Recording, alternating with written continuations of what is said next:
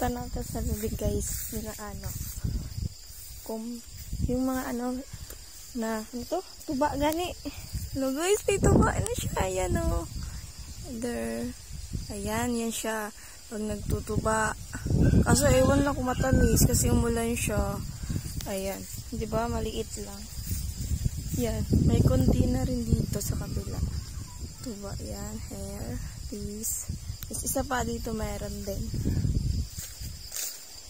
Kaso yung magtutuba, hindi pa nakuha ata to ni kuya. Ay, konti lang. Ito sa kabila.